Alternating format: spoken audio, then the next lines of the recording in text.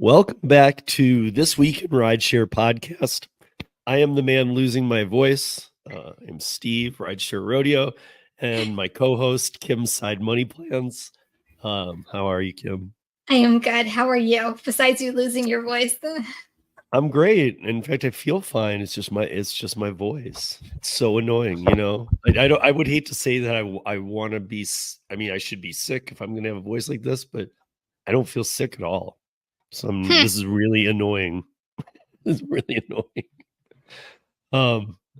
But anyway, Kim and I have been doing this for a few weeks. Thank you all for joining. We have come really close to helping the Legal Rideshare team get to 500 subs. They're at, I think it was 19 this morning, shy when I looked. So this is our push with you guys. Go sub, even if like you've been watching this and you've meant to, or if you went and liked a video, go sub, because next week we're going to do another one. And then after that, we'll see what happens. But we're going to be pointing you guys to watch their videos too. And you're going to want to get alerted. And they only drop the one a week. And the other thing is we've helped their views grow too. So go give them views, because we all know that it's not just you viewing it, but when you view it, when you like it, it moves it into the algorithm a little more. And that's what these guys need. Because when I look at their titles, sometimes I have to think, and maybe Kim, maybe you have a 2 cents on this one, but I have to think that now I've gone through and I've looked, they don't use the company names. That gets very tricky. And I'm guessing it's because they're lawyers. It's not like us when we make a video and we're like DoorDash tonight, like they say like rideshare, or they say a single word that we all can associate to it, but the algorithm might not be grabbing. Yeah, the algorithm's such a weird thing, but also make sure you comment, because that's another thing that helps any video or any live out comment, because it really works with the engagement. So say Kim and Steve sent you, or just make a comment on what they're talking about. That really helps them out as well. So yeah, I don't know. I don't know Exactly. the We've behind got the people everything. coming there to help them. We've new people. I've seen it in their comments. But even if every week you're like, what am I supposed to comment every week? I don't have a new comment every week. If you don't have a specific comment on the topics, just comment thanks. Anything that helps it move, because we need to get it seen by more people. All the people that we're turning on to it are loving it. But that means there's a lot of people who are not familiar. No, I think it's good information. That's the thing. I feel like it's really good information that, it's more the kind of the back end of things that like you don't normally think about as a gig worker, that it makes you like really think like, oh, really? Like that's what I really like about it. Yeah. And yeah, it is. That's my point. So I think that a lot of it is that, I mean, because I know this too. Real quick, for any of you who don't know, like if I make a rideshare video on Lyft and then I do one on Uber, the Uber one will do better because the Uber recognition name goes a lot farther. If I do an Uber video and then I do a DoorDash, the DoorDash will go farther in the United States because that is what's watched the most. So when they leave these names out all the time, for whatever reason, I'm sure they have their reasons. It's just not grabbing the algorithm. But if enough people like it and stuff, it'll get into the algorithm, because then it sees what else you watch, and it starts molding it. And that's all they need. And I think we're already generating that kickstart. And I think we continue to do that. So real quick, Legal Rideshare has been helping drivers for 10 years now. Tons of different ways. If you are hurt doing gig work, driving, picking up to passengers, food at a restaurant, at a drop-off, dog attacks, at any point while you are working the gig app platforms, contact Legal Rideshare first.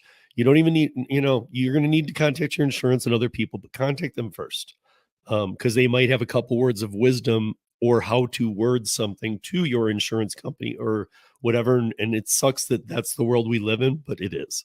And so why not take their free consultation, which they give?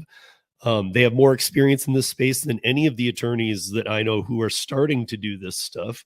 Hopefully you'll never need to, but just in case, always keep their information with you, and make sure, like we said, go subscribe to Legal Rideshare. It's in the description. They only do 3 topics in a 20-minute session every week. And like Kim was saying, there's a lot to be learned. So, in fact, go to the video today, like it, subscribe, say hello. Just say hello if you're out of ideas. Hi. They're so nice too, right? Yeah, exactly. I mean, I think they appreciate this about us though, is that we've been straight up with them on not, and like Kim said, they're great with information. But even like I saw, like they often refer to we're more the boots on the ground. Yeah. Like they've got it from the lawyer standpoint and they understand what's going on, but they they need to hear from us too, and you guys too, and everybody. That's why the comments are important. Don't think they're not reading them. They're reading them and they're really bringing them in. So, Yeah. This is not DoorDash support, guys. These guys are actually trying to help. They're the real deal.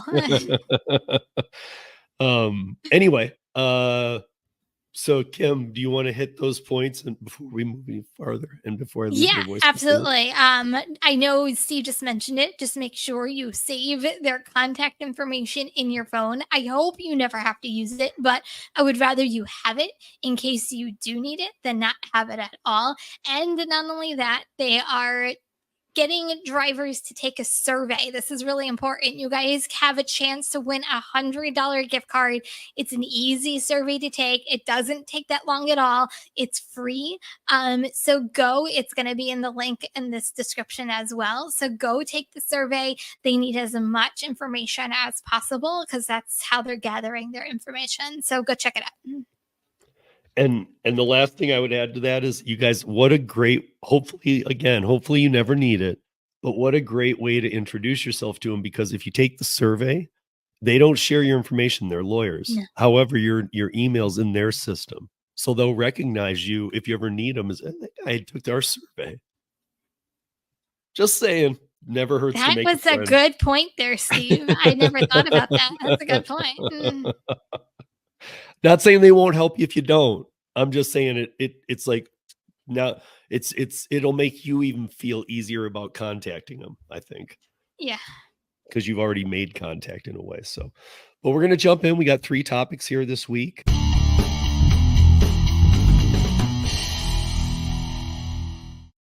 And from Legal Rideshare, I'm joined by the co-founder and lead attorney, Bryant Greening. Bryant, happy Thursday. Happy Thursday, Jared. Good to be back. A little early this week, but better early than never, I suppose. Better early than never. Yeah, I will be actually fishing in Baltimore this weekend, starting tomorrow. So I'll be out of the office, but of course, happy to listen and talk to viewers and listeners. So don't hesitate to reach out, regardless. So I'm excited about that. Awesome. I hope you get some big catches out there. Yes, likewise. I'm not a great fisherman, but you gotta start somewhere, right? Right. So just like we did last week, I want to start with the viewer comments. I think that's a good way to start.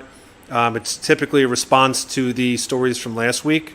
So we're going to begin with the first one here. Let me pop it up. This is from Grubhub Gab. She said, Steve is correct. New York City rideshare is destroyed since I have to pay all the time on the app. So app on, you get paid. So now drivers can barely get a few drive blocks in a week, and that's only for the top drivers. Part-time drivers cannot get a lot of hours during the week. The second comment we have here is from Be My Own Boss podcast, longtime rodeo listener and now new Legal Rideshare subscriber. So thank you guys so much for that. And as Gab said, I know this was something that they talked about, Brian, about New York City and the rideshare and the app on. I don't know if you have any additional thoughts on that. I know Steve weighed in when we talked about it. I don't know if you have a response to what he said and what she said. I appreciate everybody's comments on it. It's such a dynamic situation here where we're seeing new information coming in. What's going on in New York is uncharted territory. The fact that they were blocking accounts, the fact that they are now changing the way that everything's working. I think it's just it's a work in progress, and we're going to see how it all plays out. Obviously, Gab is telling us that it's not playing out well, which seems to be expected, unfortunately. It's an ongoing situation. I want to keep gathering information, and hopefully we keep getting comments on it, because you guys are the ones on the ground. We can comment from afar, but I want to know how it's affecting you, what you're seeing, if there's any good, if it's all bad, just how bad it is. Please keep us updated, because we want to keep talking about it. We want to keep advocating for you, and you are our pipeline. You know, you're the reason we're doing this. You are on the street, so please keep feeding us information. Yeah, well said. And we're going to dive right into the first story of this week. One of the biggest issues gig workers face is actually educating gig workers. This is from Forbes, and they explain, quote, while self-employment in the gig economy promises freedom and flexibility, they come with significant costs, given that a majority of Americans cannot answer basic financial literacy questions. That leaves about 5 million Americans left to navigate the landscape of self-employment in the dark. That also goes in to say that it's easy to forget that gig workers routinely are forced to work with broken limbs and severe illness in order to put food on the table. A recent study found that 1 in 5 gig workers lives in a household where someone avoided a doctor or hospital visit because of the cost, while the Economic Policy Institute found that nearly 1 in 5 workers went hungry in the last month. 30% of gig workers use SNAP to pay for groceries, and nearly a third cannot pay all their monthly utility bills. Brian, this is something that we know very well. We talk to these drivers, gig workers, constantly, so it's not news to us, but certainly tragic. And you, obviously, I'd love to hear your thoughts on this. Yeah, so this article really hits on a couple different topics. One is the financial literacy, or lack thereof, by a lot of gig workers, and the other is just the dire straits that gig workers find themselves in. And I want to hit on both of those points. First, when we talk about economic and financial literacy, it's really problematic that so many people find themselves in this new area of work. They leave traditional jobs where things like taxes are kind of taken care of. They pulled out of the paycheck. Things like health insurance often are part of the job. And they leave for flexibility. They leave for being their own boss and having an opportunity to really handle your own business, for lack of a better word. The problem with that is the gig companies provide no information, provide no resources for people to make honest assessments of their situations, to understand what goes into being your own boss and having your own business, because ultimately that's what this is. And people are finding themselves in really bad situations as a result thereof. So just for example, if you're working an entirely gig work job, you're a 1099 worker, you have responsibility for paying your own taxes at the end of the year. And if you're not setting aside money to do that, you might find yourself with a large tax bill and not know how to handle it. The other component of that is having to pay for things like healthcare. Not having employer-sponsored health programs. So I would really love to see the gig companies take more responsibility for educating workers, providing resources for workers so they know exactly what they're getting into before they get into the work. This can be a great line of work for a lot of people depending on various circumstances, but they need to know the ins and outs of self-employment, of taking care of your finances, of taking care of yourself, making sure that you have all your ducks in a row. Really, there could be a whole new sector of financial planning based on this. There should be people who are specialized in gig work and gig planning. But right now, we're seeing a lot of people fall through the cracks because there's just not enough information out there. The second component of it is when things do go wrong, gig workers are left with very few resources and outcomes. So you mentioned that there's a lot of people who are still seeking and requiring government assistance for food, working when they're injured or sick. And it's one of those hazards of the job where you're kind of always required to be available, because if you're not working, you're not earning. And another aspect of the financial literacy would be maybe have an occupational hazard policy or a rainy day fund, or there's various ways that you can combat that. But unfortunately, a lot of gig workers haven't tapped into those resources or don't have or aren't making enough to do those things, and they're finding themselves in very, very tough situations when things go wrong. Yeah, I mean, this is something that you have been an advocate of for a long time. Being a resource for drivers, because as you discovered early on, and then we sort of all really became aware of, just like you said, there's a lack of understanding what's really involved as a gig worker. Like you said, holding money for taxes, when you are and when you're not covered on your insurance. It's something that we deal with constantly. We'll have drivers call us and say, look, I got into an accident. And then we ask them some of the basic questions, and they didn't know any of that stuff was needed, like collision coverage. They didn't realize that if you you delay going to a doctor, it's going to affect if you can file a suit. And so I agree. This almost needs its own new area of expertise, because this isn't a small amount of people. Every single year we do these studies, and we read about these studies. Rideshare gig work is growing. It's just getting bigger every year, and they really need support. They need kind of an area that can say, okay, this is what you have to deal with. It's really crucial. And I know that, again, Brian, you've been an advocate of it. You go around all of Illinois and sometimes across the country to talk about this stuff with drivers, whether it's by Zoom or in person, and I think it's really needed. Yeah, and there's resources out there. Like, we work often with the Independent Drivers Guild of Illinois. I know that they help drivers understand these facts. They are a resource for them. We try to be a resource, but ultimately, I would like the companies to step up and provide more information. And when you're starting your own company, when you're working for yourself, you've got to be proactive as well. So that there's information out there if you look for it, if you do the Google searches, if you read the books. It's a lot to ask of somebody who is just trying to make a buck, but ultimately you've got to take steps to protect yourself. And I wish the resources were more readily available. I wish they were pushed forward by Uber, Lyft, and the other companies. But I urge everyone to educate yourself, because ultimately, if things go wrong, it's going to go wrong for you. So that there has to be some responsibility that you take to ensure that you're doing everything that you can to protect yourself if and when things go awry. Yeah, absolutely. And well said. I got a lot to say, but luckily with my voice going out, Kim takes the first one. So Kim's going to go. I feel like I have a lot to say too, but I'll try to keep it as short as possible. I feel as though a lot of times gig workers go into the gig economy without learning it and without understanding your own lifestyle. Before, like, I feel like they just jump right in, right? They just like want to start making money, but they don't analyze, like, what is your cost of living? How much a day am I going to spend in gas? How much am I going to take out for taxes?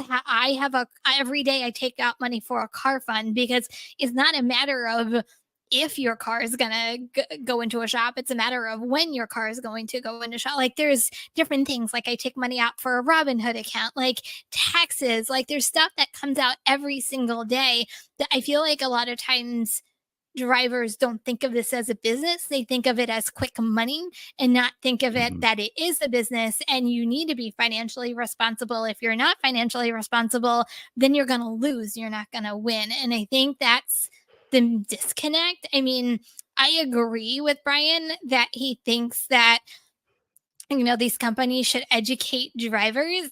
That's just not, honestly, how many times do we talk about these companies? They're not going to do anything. Like, they're here to facilitate the orders. They're not here to educate the drivers. Like, they just want to get orders delivered. They care about making money. Do they honestly care about drivers? I'll be honest.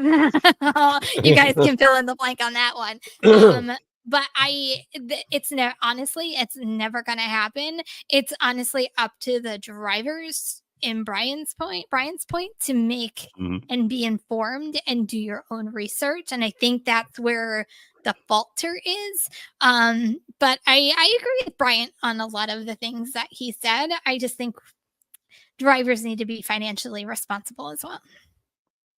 Yeah, I do too. And I'm gonna bounce all the way back, because I do need to say that I think that even though they brought up a comment by somebody who I see in the chat sometimes and said that I was right. It's not about me being right. It's that we just saw it different ways. I think that when I was listening to them talking about that, though, in the beginning, it seems like we're both heading to the same thing that we, again, talk about all the time, oversaturation. It really kind of tipped it with that. Like that's where we'll meet and always agree. You bring that down, things will start to settle. I can't say the companies will go, okay, now we can pay you 10 times as much. I don't think that'll happen. And then to your point about how they're never going to do this, they're never going to say, hey, here's what you need to know, here's the taxes.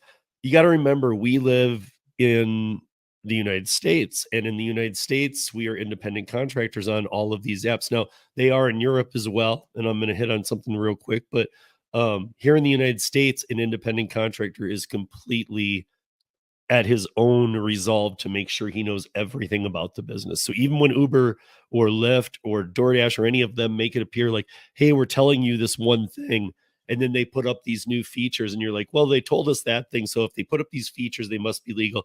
Again, they play it all the time. If they feel like they can tell you and they're not going to have any backfire, they'll tell you. If they feel like there could be any backfire, they're just going to, you should know this.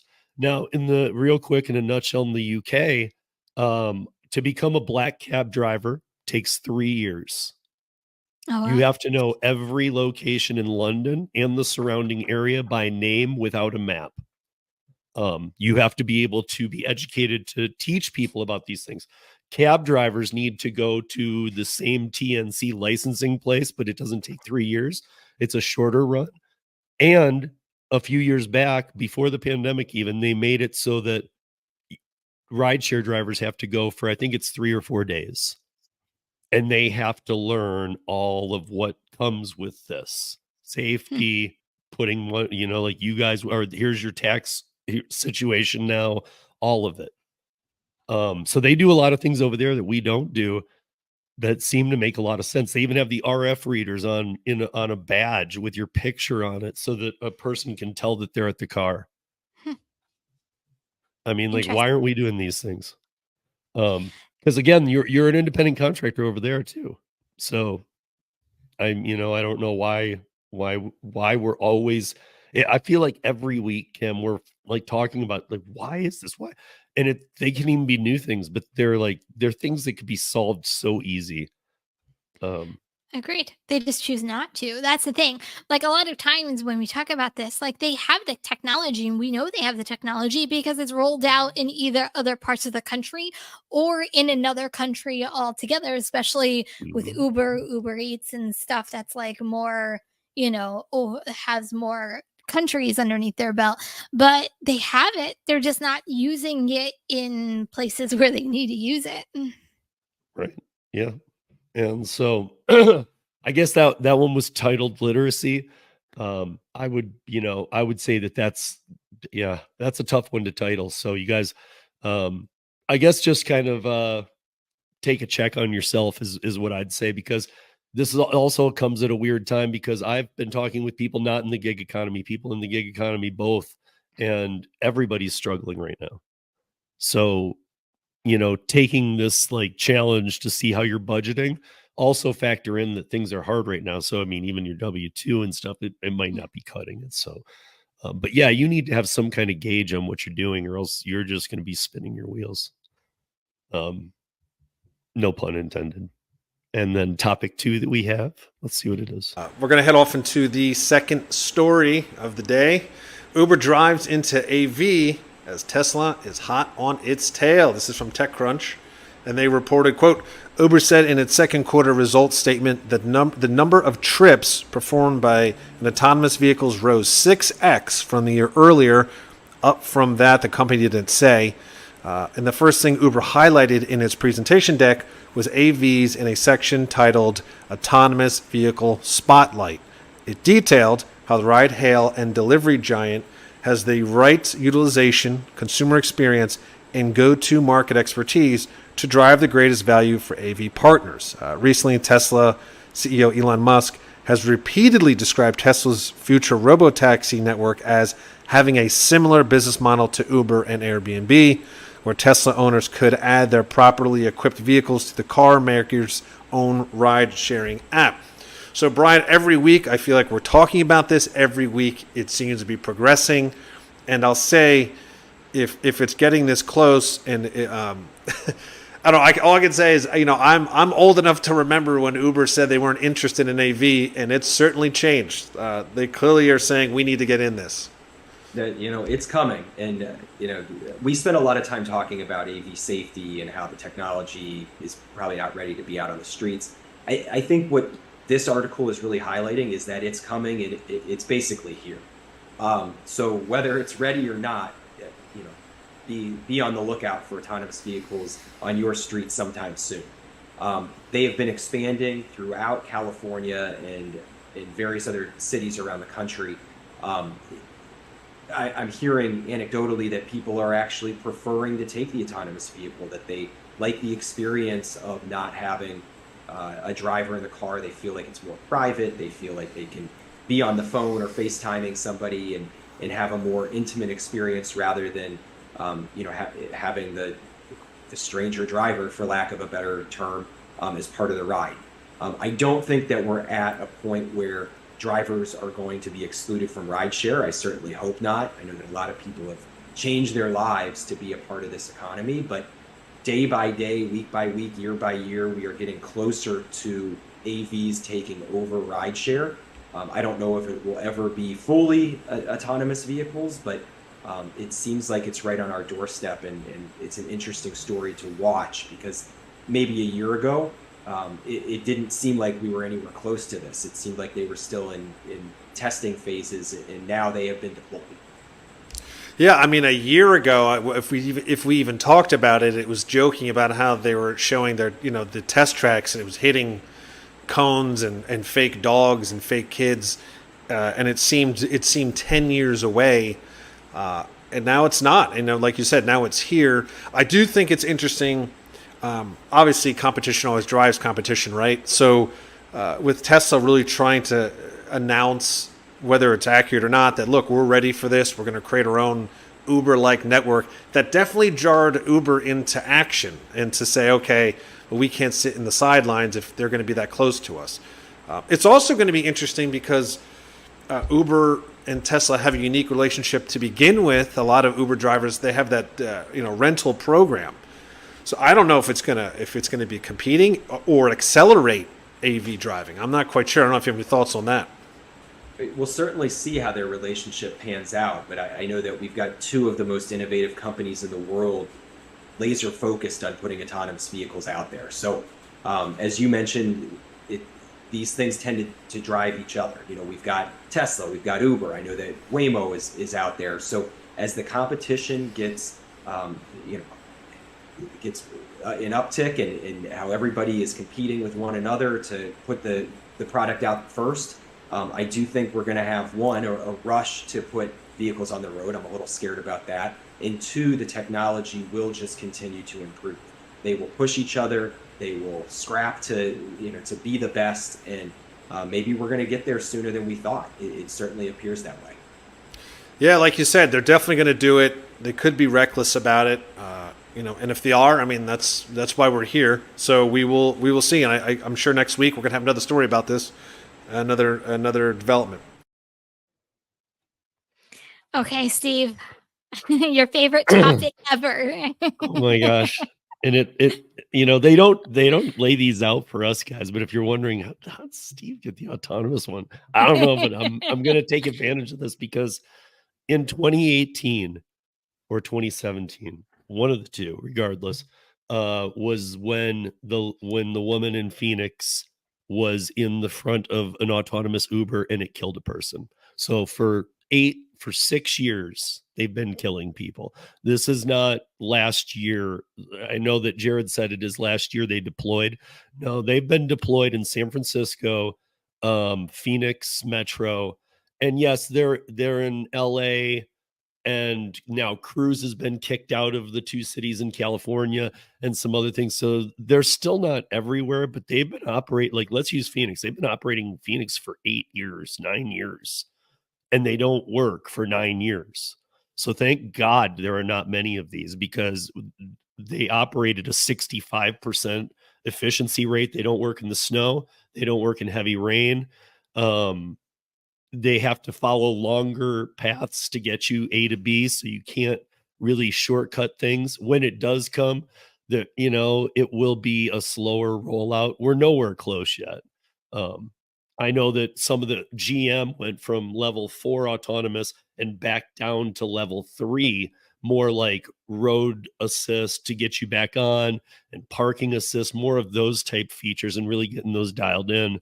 They have said forget it about moving to level 5 with Cruise. They're not going to do that, not even close at this time. So I do think, here's how I do feel though. One thing that I need to say about this is that, so he was saying, two of the biggest companies are doing this, Waymo and Uber.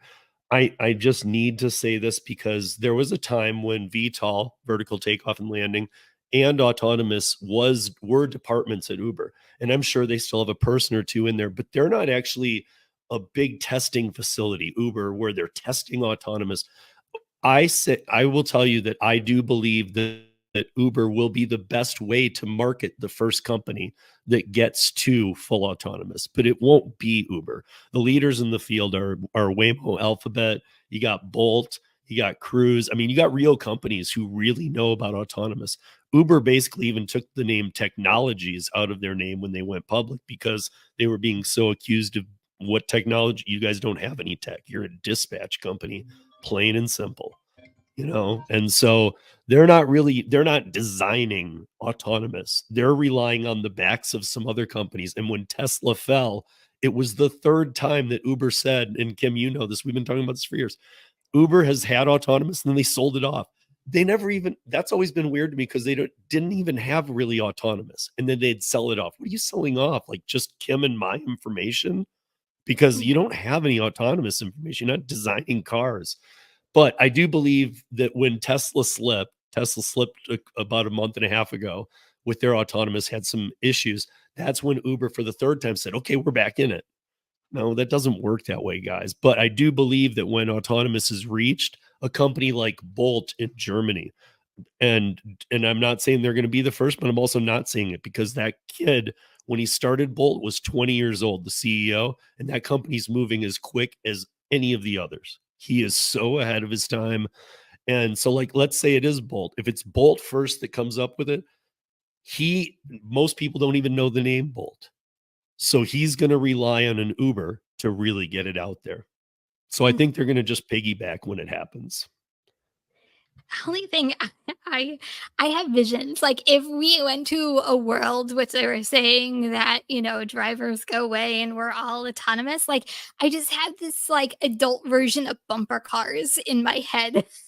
Just because of Yeah. all the crashes that they've done with people and kids and sidewalks and everything else. Like I just have like this vision of bumper cars with autonomous vehicles in my head. Well, probably because Jared said in there too, he's like, we've known for years they hit fake people, fake dogs, fake kids. I'm telling Like, you, it's bumper cars, adult bumper cars. yeah, it is. It is. Or it's like, the kids claiming points, like how much to hit that guy.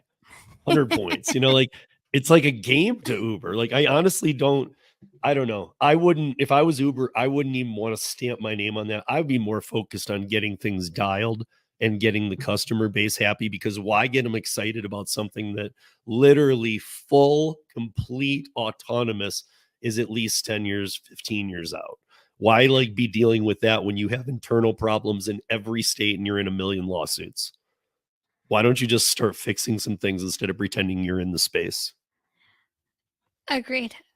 I am so sick, and I know you are, Kim, too, of Uber claiming every time there's they started again. Note, people, they restarted the autonomous program 3 weeks before their earnings call. Come on. Come on. We all know we've bet, maybe a lot of you haven't, but we've all been through this enough where it's like, whatever. I don't know. I think we said this before, and I apologize if we're going to say it again, because I feel like we do talk about this a lot, that it's always who's going to do it first, right? It's always who's going to have the first technology, who's going to do it first. And really, do they really care about safety, accidents, people getting hurt, people dying, like bots going through crime scenes? Like, they don't care, honestly, about any of that stuff. They only really care about, I was the first to do it, and I'm known as the first person to use this technology. And it's not always the best technology that works and that's more efficient. No, and before we move on to this last story, I'll just add when we're trying to be careful about our wording, I'm just gonna outright say it. We know for a fact, I think Kim will agree with this, that when they do get to an autonomous car, first of all, they cost so much, guys. They're about 500 grand, and they don't work. So you got parts that don't work all over them. But when we do get there, Uber will care 100 times more for the AI driver than a human driver. Because at that point, they're going to have real money invested in these cars. And so they'll actually be like, we actually care if that car gets hit. Right now, they don't care. 500,000 a driver. 500,000 a driver. Mm-hmm. Yeah, I mean, they just don't care about people. I mean, Bryant won't say that, Jared won't say that, but I know they have their moments of thinking it.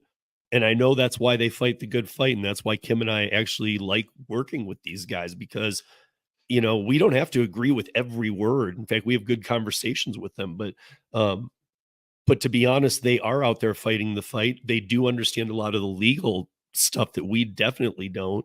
And they do know kind of, they've got their thumb, you know, their thumb on the beat here. But, you know, this is, they just don't want to straight up come out and say it, but I'll say it. These companies don't care about us drivers.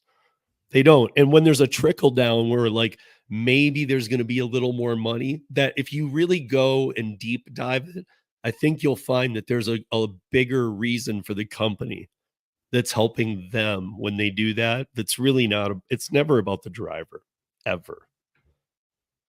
I mean, and with that, I'll say it's not even about the customer anymore. We're seeing that all over too. I've never known of businesses who can not take care of their customers and still do well. It's considering those are the ones who keep your company going. I'm just saying. Yeah. But let's see what this third story is. Obviously, they talk about it a lot too, and that's what makes it really fun to talk about, because the autonomous stuff. Yeah, I've heard too many. And again, guys, if you're new, I got to say, like, it'll be in this year 3-4 times from Uber. 2020, full autonomous drivers are not needed anymore. 2022, 2024, 2028. Like, these dates they're just throwing a dart at a wall. There's not even scientific facts, nothing. So don't panic yet. We're good. Yeah, you're good at least for 15 We're years. Maybe we can talk about it in 15 years.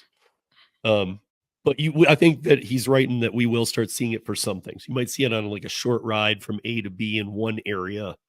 But again, I think it's just market testing. It's not real. I just had almost a heart attack when he said we'll talk about this in like 15 years. I'm thinking, oh my God, I'll be how old at that point?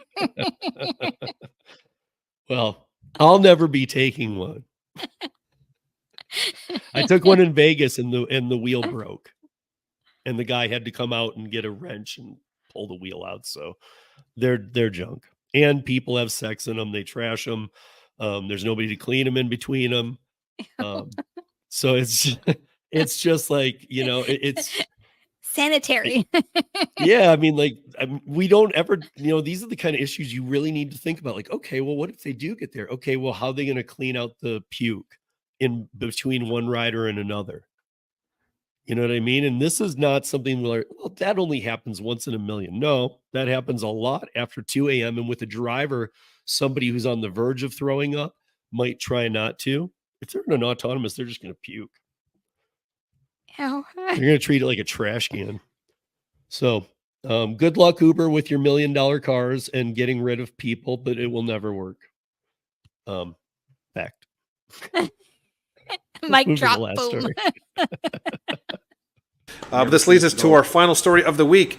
Lyft goes big on curbing surge pricing. This is from TechCrunch, and they reported, Quote, the ride-hail giant Lyft will pilot a new feature called Price Lock that will let a rider purchase a monthly subscription that, quote, caps the price for a specific route at a specific time. This is according to the CEO of Lyft.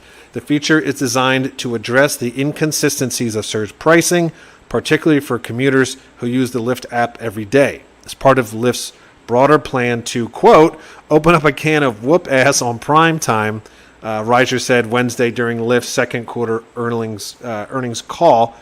Over the past year, Lyft has made an effort to reduce the number of rides impacted by surge pricing. He also noted that on a quarterly basis, that number declined by 25%, which he said contributes to better conversion rates. So obviously, Brian, you might be thinking the same thing I'm thinking. They're adding a second subscription service. They're capping, price lock. Does it help drivers? Is there anything in there that's going to help them with this pricing? I'm assuming no. I don't think that the drivers are the focus of this, and ultimately we would like to see Lyft take more action to put more money in drivers' pockets, take a bigger percentage of the fees that are charged to riders, because we've seen a huge discrepancy in what riders are paying and what drivers are making. So that would be the number one thing I would be asking them to do and to focus on. With regard to this subscription service, we have seen these subscriptions come and go over the past decade. It seems like Uber and Lyft are always trying to find a way to get people to pay a monthly fee, regular money coming out of people's bank accounts and into the company's pockets, and they always seem to go by the wayside. There's been a couple subscription services that have lasted longer than others. We'll see how this one goes. Being in Chicago, when you're requesting a ride during rush hour times, it can be crazy prices for riders. So I certainly could see some benefit here in putting a cap on that, depending on what the subscription costs. If it's any more than a couple bucks a month, I don't know that it's worth it. But we'll see. I can see benefits here for the riders. I don't know that it really helps the drivers one way or the other. Yeah, I'm reading right now. It says at the moment, Price Lock will be cost under $5 monthly. But like you said, you see these subscriptions come and go. It also states that they also have a membership called Lyft Pink, and this does not overwrite that or grandfather you in. So you would actually end up having two subscription services for Lyft. Yeah, like you said, I think they're just kind of throwing stuff to the wall to see what works. I do agree. Yeah, during surge, they can get real crazy prices. So I understand to combat it for the riders. But again, where does that leave the drivers? If there's not a demand, are drivers even going to want to do it? Is it going to be worth the money? I don't know. And this is like super new. So I don't even know ultimately when this is going to come out or get deployed, and what the response is going to be.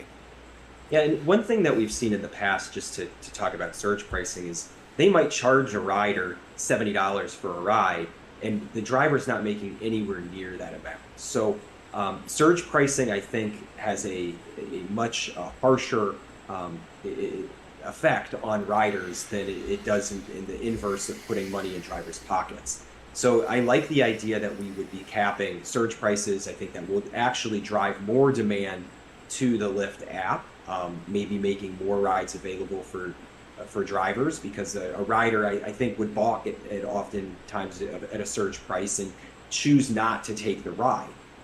As long as the driver is making a comparable amount of money to what he or she always does for a 5 p.m. ride on a Tuesday, then this seems like a fine program. I want to see how much of a benefit it really has for the riders. I want to see an analysis of, is the monthly fee of $4.99 or whatever it is actually worth it? Is it saving the rider money? And is there any negative effect on the driver? These will all be questions that will be answered sooner than later as Lyft starts this program. But right now we have to ask the questions because we want to put them in people's minds so that they pay attention to it as this thing's rolled out. Yeah, no, absolutely. And there's going to be a lot of questions, like you said. And obviously, they're often very good at just kind of rolling these things out and pushing them out before these questions are answered. So we'll just keep track. I think that's one of the cool things about This Week in Rideshare, because we do it every week. We really see the progress of the stuff. We're on it. And so I'm sure by the time this gets deployed, within a week or two, we'll start getting responses and seeing what drivers think. And we would love to hear what you guys think once it rolls out, riders or drivers, and see what's going on out there. That's really important. But that is our story. So Brian, I'm going to give you the final say before we head off and sign off for the early weekend, for me at least. Yeah, well, as always, we remind everybody to contact Legal Rideshare immediately if you're in an accident or injured on the job. We represent drivers, riders, victims, anybody who's injured in a rideshare-related event. Please don't hesitate to contact us. Time is of the essence. Claims do not get better over time. We want to set you up with a solid foundation and make sure that you get compensated for everything you're entitled to, whether it's medical bills, lost wages, pain and suffering, you name it. Please contact us. LegalRideshare.com is the best way to find all of our contact information. And consultations are always free, so there's simply no reason to hesitate to reach out. Awesome. Thank you, Bryant. And as I like to say, that is the end of this week in Rideshare. See you next week.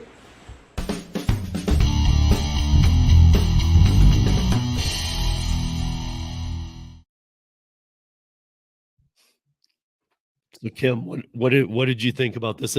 And obviously, before you answer, I'm sure you're gonna, but you can obviously take this subscription thing into food and everything else.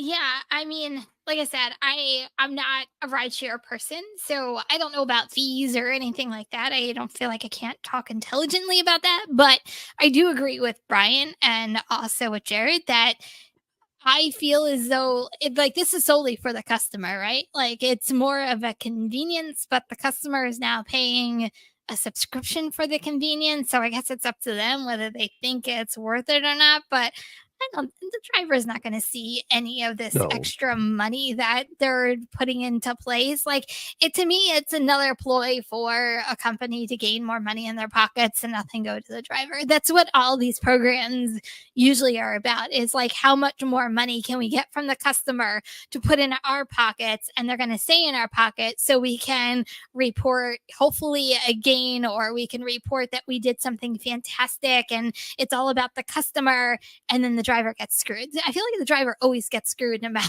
which way you look at it. Yeah. So I made a couple notes here too, because what I will say is that yes, the driver, I agree. So we all agree on this one. The driver will see nothing more, period. That won't happen. None of these type programs are even designed to help the driver.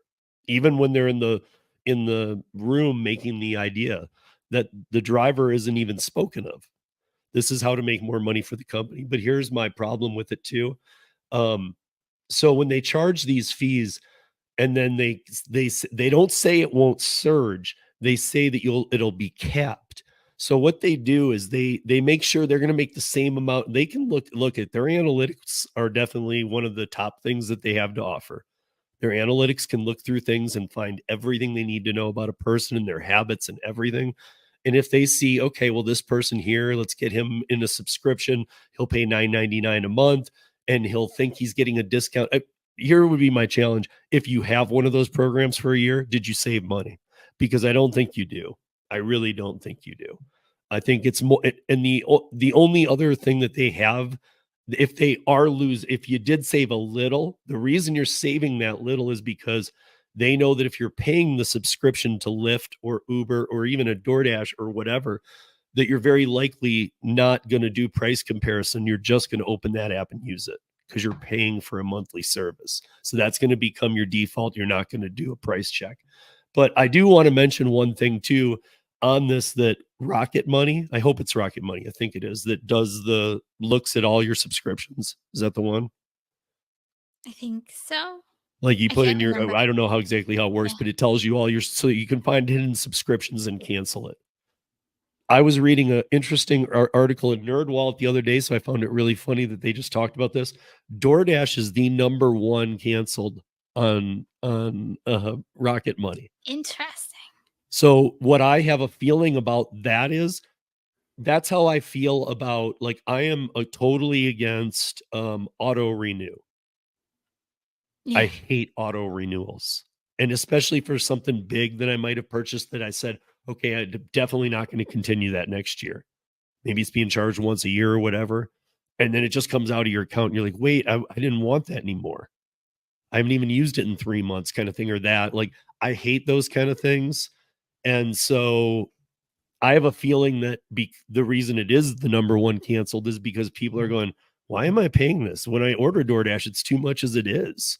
What does the subscription do for me? And they're beyond a point of wanting somebody to even explain it to them. It's not like, can you tell me what this is doing for me? It's more like, why am I doing this? I don't want to do this anymore. And if you came along from DoorDash and said, well, here's why, they'd say, no, you get out of my face. I'm canceling it. Stupid. I mean, I just don't think people want to be locked into these. If you're going to have rates keep going up at the rate that they are, you can't have a subscription model too. No. Unless you're going to save your people a lot of money, and they can't do it. Yeah. Unless you use something like every single day, or you actually get entertainment out of it, like a Netflix or a Paramount. Like, I'm not saying to do everything, but unless you get something in it for you, subscriptions, what do they really like? They literally just kind of suck money out of you. So everybody, I think, needs to be careful of the subscriptions that they have in life, and whether it actually adds value to your daily life or adds value to your life in general.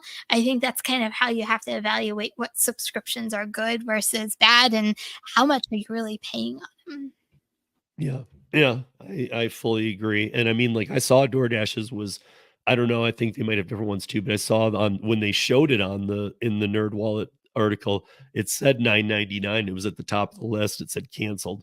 And so I know that that's where it begins, just $9.99 a month. And we would have to do a dive into what that is. But as we're running out of time here, Kim, do you want to hit that the plug to subscribe, and then I'll do Yeah, the last piece. absolutely. So everyone, don't forget to go check out Legal Rideshare's YouTube channel. Go right now. Make a comment, say Kim and Steve sent me, or you see something that you want to comment on the video, please go put it on their page. And also make sure that you like the video. Make sure you subscribe to the channel. We are trying to get them to that 500 mark. They are so close. So we just need like that final push to really get them to that 500 mark. And also don't forget, I know Steve put it in the ticker, but also make sure that you put it in your phone. Make sure you have all their contact information, telephone numbers, their website, their email address. Always have it in your phone. You just never know. And don't forget to take that survey so you can hopefully win $100. Yeah. And yeah, and I would say, guys, you look, if even just the continue rate continues, they'll be at 500 before we're here next week again.